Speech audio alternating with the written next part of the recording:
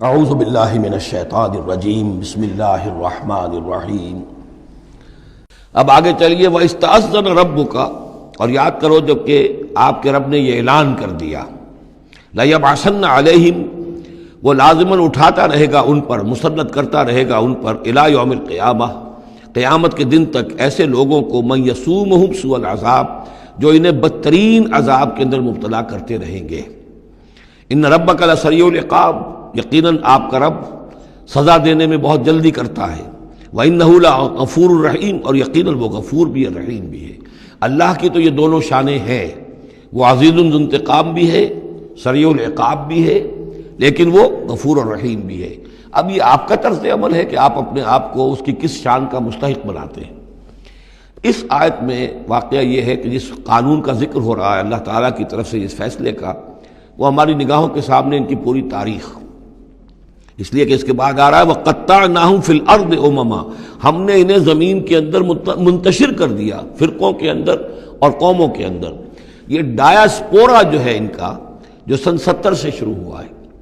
سن 70 عیسوی میں جو رومن جنرل تھا ٹائٹس، اس نے سیکنڈ ٹیمپل کہ جو حضرت عزیر علیہ السلام کے زمانے میں پھر دوبارہ ہیکل تعمیر ہوا تھا، اس کو شہید کیا۔ 1,33,000 یہودیوں کو ایک دن میں قتل کیا یروشلم میں، اور یہاں سے یہودیوں کو نکال باہر کیا، فلسطین سے نکال دیے گئے، تم اب فلسطین میں نہیں رہ سکتے۔ وہاں سے ان کا ڈایاسپورا شروع ہوا ہے، کوئی کہیں چلا گیا، کوئی کہیں چلا گیا، کوئی روس میں چلا گیا، کوئی یورپ میں چلا گیا، کوئی ہندوستان میں آ گیا، کوئی مصر میں آباد ہو گیا، کوئی اور دور دراز کے علاقوں میں۔ پھر جب یہ امریکہ دریافت ہوا ہے تو یہ امریکہ بھی چلے گئے، وہاں بھی جا کر آباد ہو گئے۔ تو یہ ان کا ڈایاسپورا کا پیریڈ ہے کہ جس میں یہ گویا کہ منتشر کر دیے گئے پوری زمین کے اندر، ان کی کوئی ایک جمعیت کہیں نہیں رہی، اور ہر جگہ ان سے نفرت تھی، شدید نفرت۔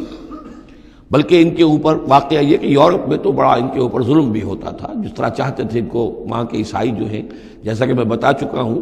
کہ ان کو معلوم تھا کہ یہ جو جن کو ہم خدا مانتے ہیں حضرت عیسیٰ علیہ السلام، ان کو سولی پر چڑھوایا انہوں نے،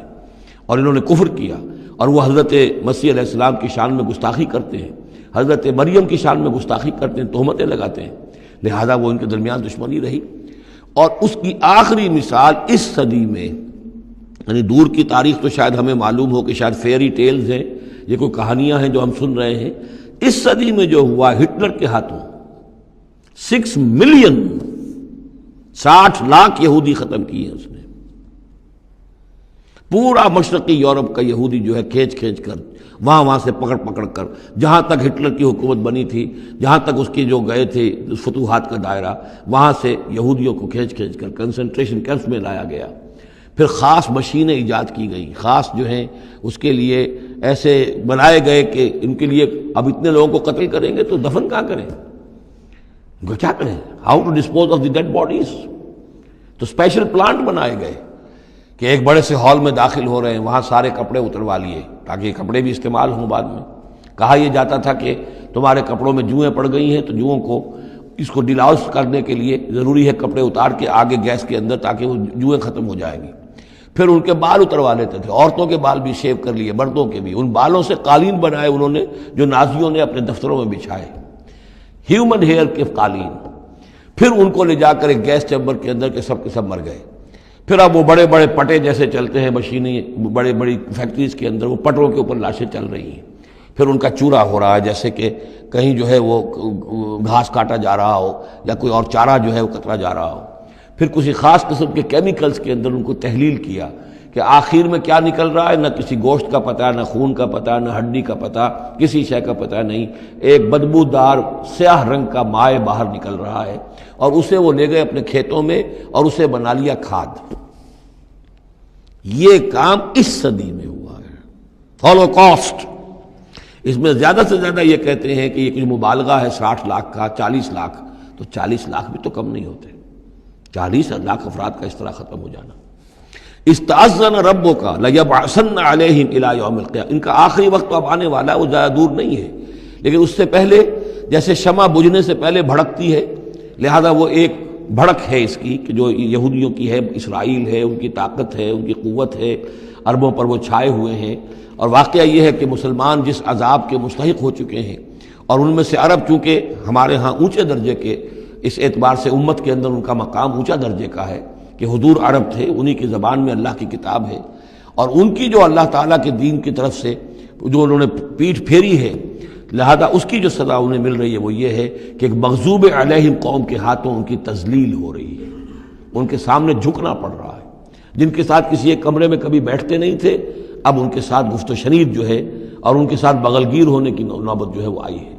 اور ابھی جو کچھ ہونا ہے وہ خیر دوسری بات ہے، میں اس وقت اس میں نہیں جانا چاہتا، وہ آخری وقت بھی آئے گا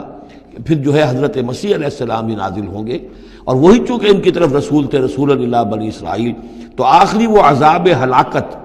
کہ جو باقی 6 قوموں کا تو آ چکا۔ حضرت نوح علیہ السلام، حضرت نوح کے سامنے بیٹا جو ہے وہ غرق ہوا کہ نہیں ہوا،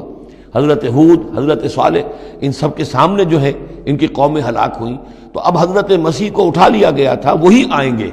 اور انہی کے ہاتھوں یہ اپنے کیفر کردار کو پہنچیں گے اور ان کا ایک ایک بچہ ختم ہوگا، لیکن اس سے پہلے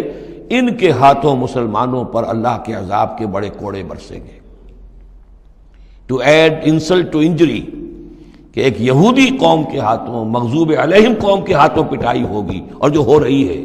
لیکن یہ کہ ابھی شدید تر صورت میں اس کا شروع ہونے والا ہے معاملہ۔ کوئی دنوں کی بات ہے کہ مسجد اقصیٰ شہید کر دی جائے گی، اور پھر ایک طوفان جو ہے مڈل ایسٹ میں شروع ہو جائے گا۔